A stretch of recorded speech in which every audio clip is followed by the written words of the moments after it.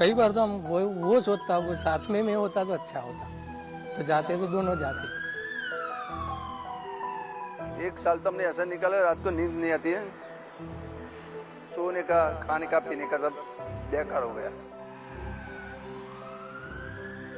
ऐसा कोई किसी को ना मिले ऐसा वक्त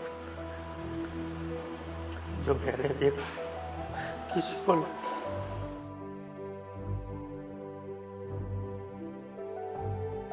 उस दिन वो वक्त मुझे बहुत लगा कि वो जैसा सपना था कि एक दिन मेरा बेटा बहुत बड़ा बनेगा, वो मेरा सपना अधूरा छोड़ के चला गया।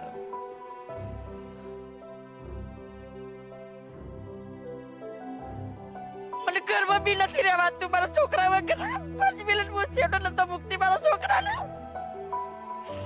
મારા છોકરા વગર મને નથી ગમતું.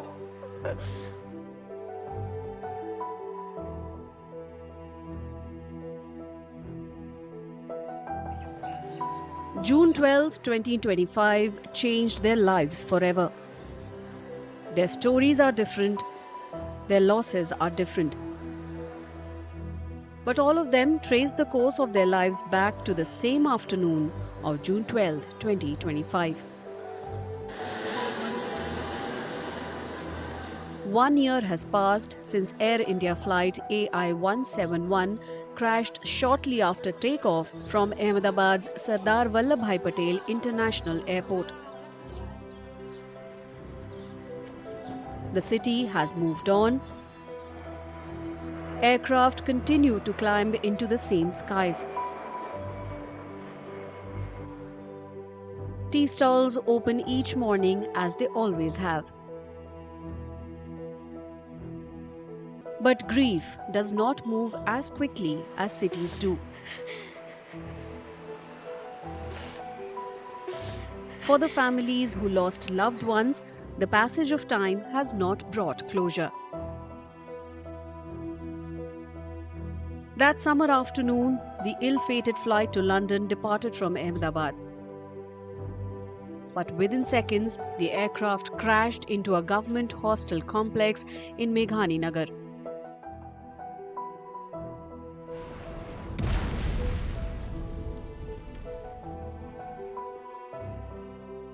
A huge fireball erupted with smoke visible from kilometers away. Rescue workers searched for survivors through twisted metal and charged debris as emergency services raced against time. The crash claimed the lives of 260 people, including passengers, crew members, and people on the ground.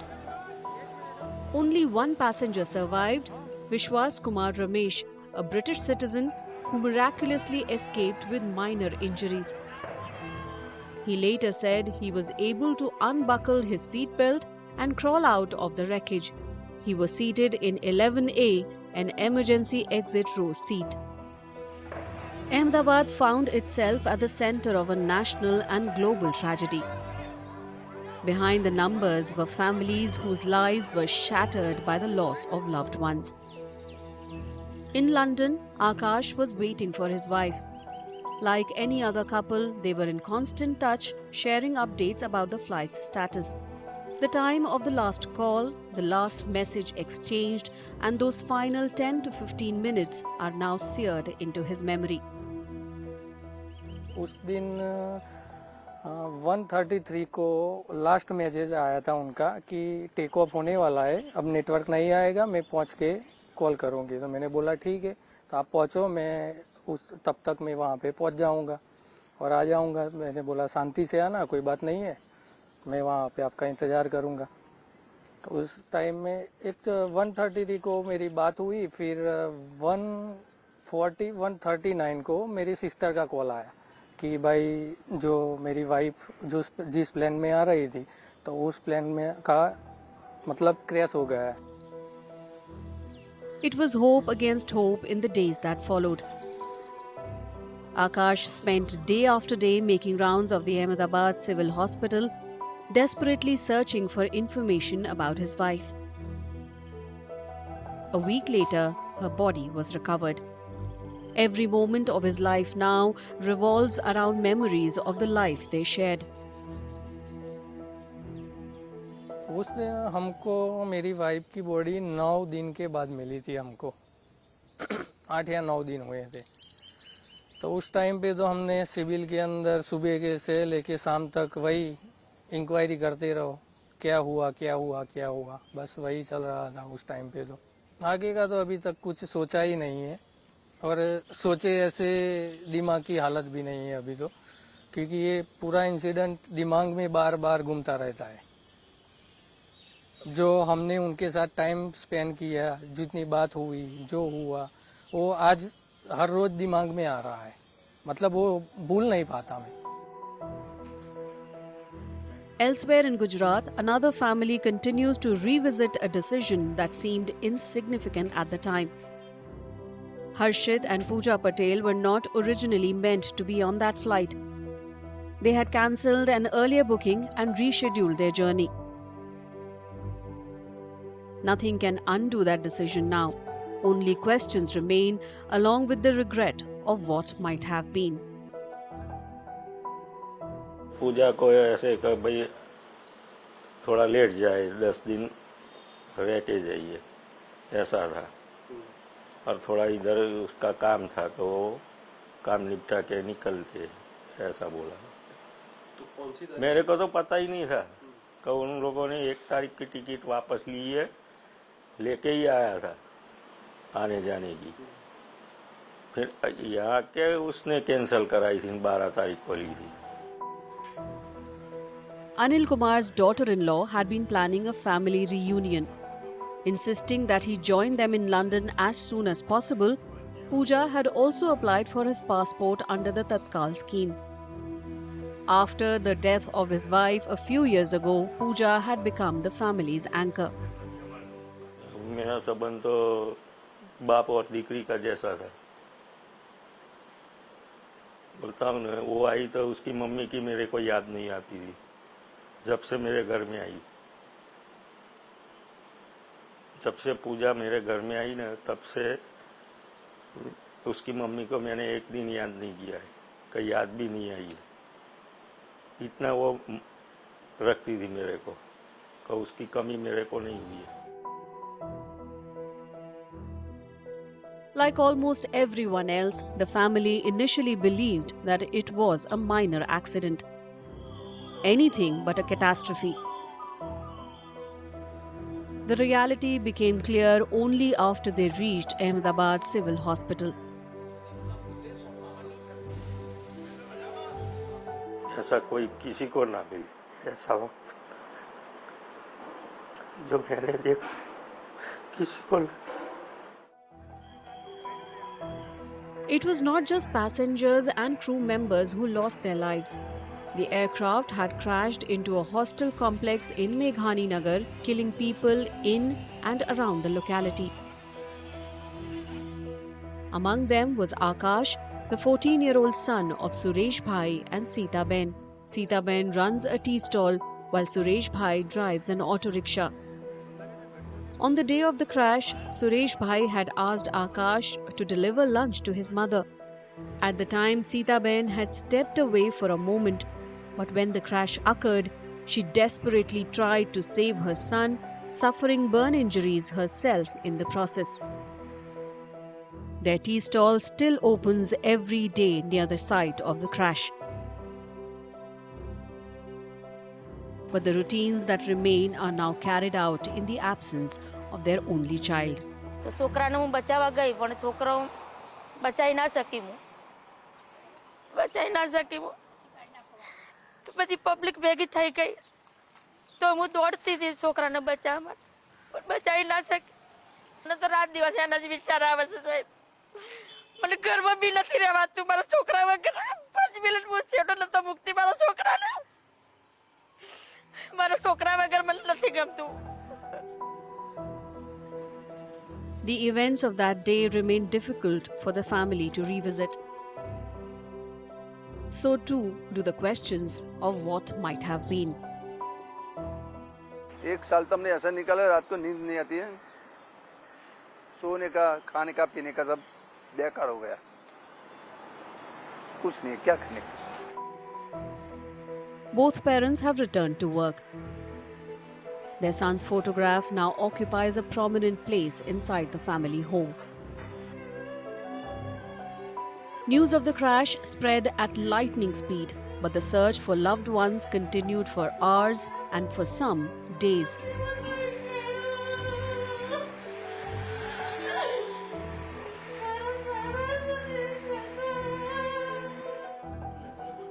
When Mahesh Jirawala's family could not reach him, his brother sought the help of an acquaintance to trace his location.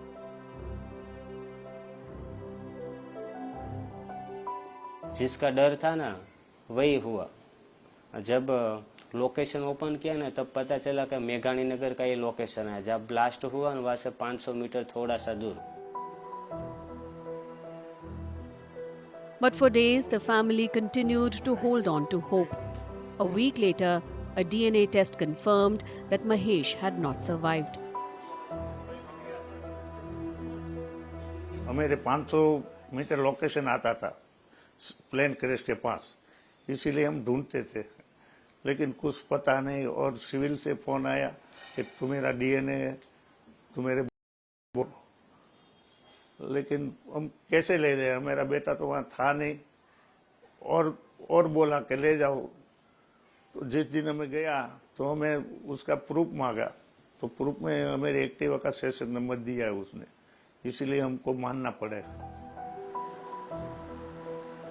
His younger brother owns a hair salon.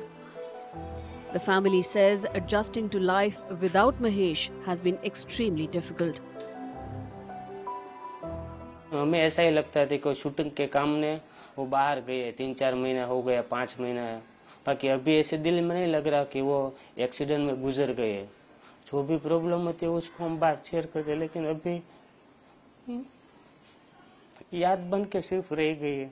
પછી રવિશંકરે મિટિંગમાં ગયો, ત્યાંથી ઘરે આવતા મેઘાણીનગર છેલ્લું location ત્યાંનું બતાવતા અમે 7 દિવસ એને ગોઈતો તો એ મળ્યો નહીં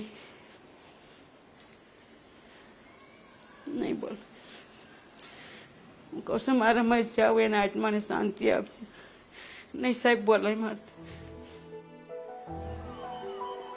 At the crash site, rescuers searched for survivors in extremely challenging conditions.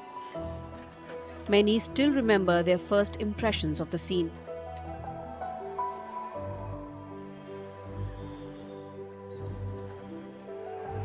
Smoke, heat, burning metal. The aircraft debris had disappeared behind a dense black haze as fires burned through the wreckage and surrounding buildings. वहाँ जाके हमने जो मंजर देखा तो करीबन 15-20 minute तो कुछ फायर वाले भी नहीं आए थे। छोटी मोटी 2-3 गाड़ियाँ आई हुई थी और धुआं के अलावा कुछ दिखाई नहीं दे रहा था। आजू बाजू के झाड़ भी आग की लपेट में आ गए थे। वहाँ का सीन बहुत ही दर्दनाक था। वहाँ इतना धुआं था, इतने लोग रोना धोना सब था, क्योंकि जो आजू बाजू वाले लोग थे वो मदद में भी थे और टेंशन में भी थे, क्या हुआ और ये आग कहाँ तक फैलेगी। यादें तो मतलब कभी रोना आ जाता है ये इतनी सारी बड़े एक साथ देख के। उनके घर पे क्या बीतती होगी सबके। हमने हमारा पूरा काम किया लेकिन हम किसी को बचा नहीं सके। बस मेरे को एक बच्चा मैंने देखा था, वो खुद मैंने उठाया था उसको, छोटा था 3-4 साल का था बच्चा। बस वो बहुत याद आता मेरे को, जब भी याद करता हूँ तो वो बच्चा मेरे को याद आता है। Several locals rushed towards the crash site to rescue potential survivors. It was an instinctive reaction.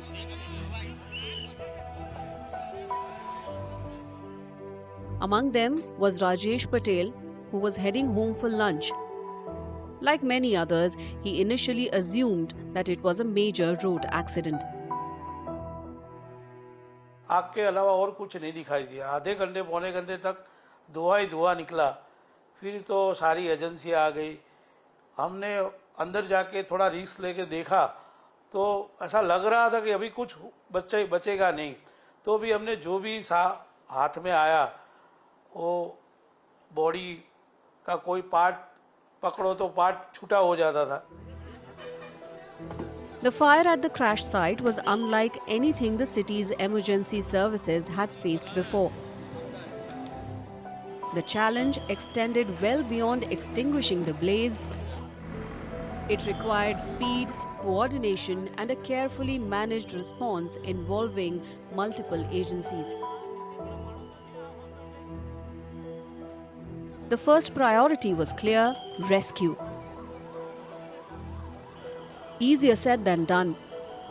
Wreckage and burning buildings were scattered across a large area, while thick smoke and intense heat made access extremely difficult.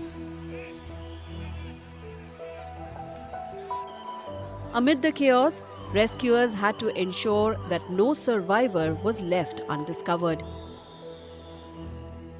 वहाँ हमने देखा काफ़ी casualties और काफ़ी body वहाँ थे। उन लोगों का रेस्क्यू ऑपरेशन को प्रायोरिटी दिया, साथ में फायर फाइटिंग भी रिस्पांस दिया। अहमदाबाद एयरपोर्ट और अहमदाबाद फायर ब्रिगेड का जॉइंट ऑपरेशन स्टार्टिंग हुआ था। पुलिस डिपार्टमेंट ने भी काफ़ी अच्छा कंट्रोल किया ट्रैफिक को। पहुंचने के बाद वहाँ पर जो पहली टीम हमारी पहुंची तो वहाँ पर पूरा आग लगा हुआ था, कोई जाने की जगह नहीं थी। 3-4 फायर ब्रिगेड के टैंकर टेंडर आए हुए थे, तो ये टेंडर अंदर जा नहीं पा रहे थे, यानी चारों तरफ आग ही आग था। टेम्परेचर 1000-1500 डिग्री और अंदर से चीखे की आवाज आ रही थी। बिल्डिंगों की तरफ धुआं और आग ही था।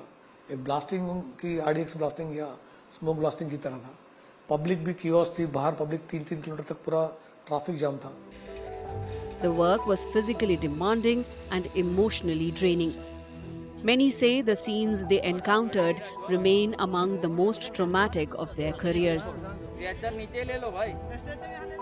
जो प्लेन गिरा हुआ था तो आजू बाजू लोगों के शरीर के अलग अलग अंग पड़े हुए थे। कोई हाथ मिला, कोई पैर मिला, कोई सर अलग पड़ा हुआ, तो उसको उठा के हम स्ट्रेचर में ले जा रहे थे। वो मैंने जिंदगी में पहली बार देखा था। वो सब धुआं था, बॉडी और सब नीचे गिरी हुई थी।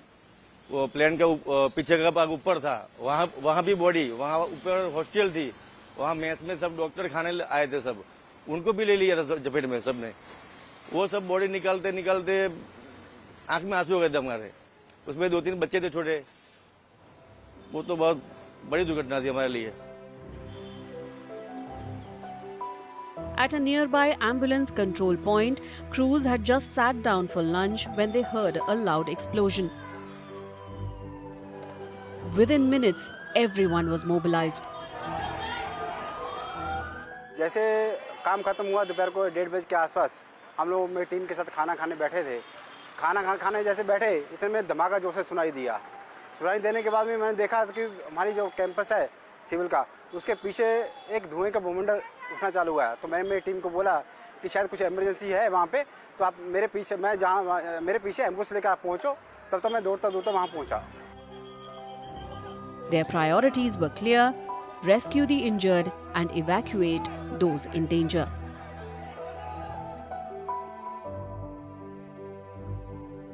पच्चीस मिनट के अंदर हमने एडिशनल 30 एम्बुलेंसेस को यहाँ पे मोबिलाइज करवाया और रेस्क्यू वर्क चालू किया। ये उस पूरे दिन को जो हमारा ऑपरेशन था, उस ऑपरेशन में हमने 175 कैजुअलिटी डेड एंड अलाइव को हमने शिफ्ट किया था। हमें पता था कि ऐसा इमरजेंसी सर्विस प्रोवाइडर हमको मैक्सिमम नंबर ऑफ जो कैजुअलिटीज है, जो एक्सीडेंट्स है, जो विक्टिम्स है, उनको हॉस्पिटल शिफ्ट करना है। As rescue efforts intensified, police moved quickly to secure the area. Roads were sealed, traffic diverted, and green corridors created for emergency movement between the site and the civil hospital. जैसे ही ये crash हुआ, within 2 minutes कहीं control से phone आया कि ऐसा crash हुआ है, तो मैं इमीडिएटली यहाँ से निकल गया एंड विदिन अराउंड 10-15 मिनट्स में वहाँ पहुँच गया। 2 बजे से पहले मैं वहाँ पहुँच गया। मेरे पहुँचने से पहले ही वहाँ पुलिस हमारी ऑलरेडी पहुँची हुई थी, फायर ब्रिगेड वगैरह सब वहाँ पे थे और बहुत ही पेनफुल सीन था। मतलब लोगों की डेड बॉडीज, बर्न्ड बॉडीज़ को निकाल रहे थे। विदिन हाफ एन आवर हमने काफ़ी मोर देन 500 पुलिसमैन मोबिलाइज किए, जो फायर ब्रिगेड और एम्बुलेंसेस के लिए ग्रीन कॉरिडोर्स एस्टैब्लिश किए। At the civil hospital, doctors and staff prepared for a mass casualty situation. As patients began arriving, senior doctors were called in and trauma teams reinforced.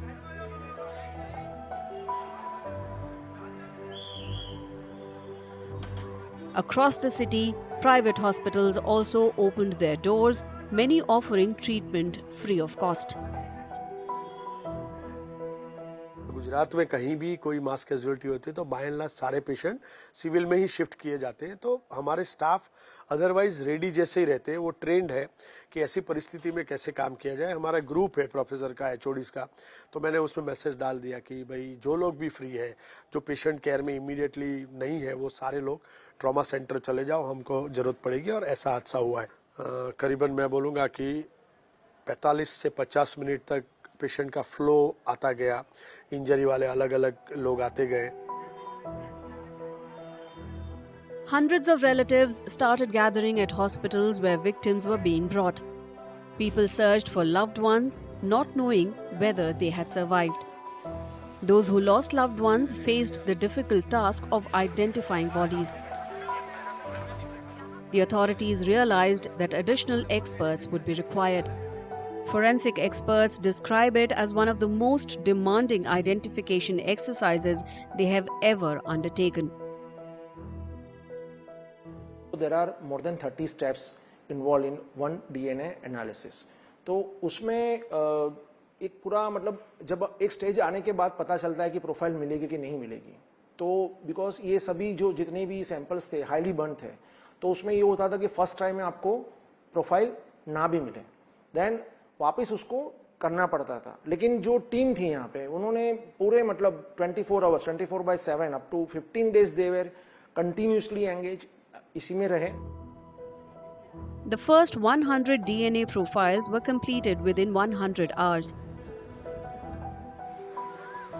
1 year later, construction is set to begin on a new hostel at the crash site.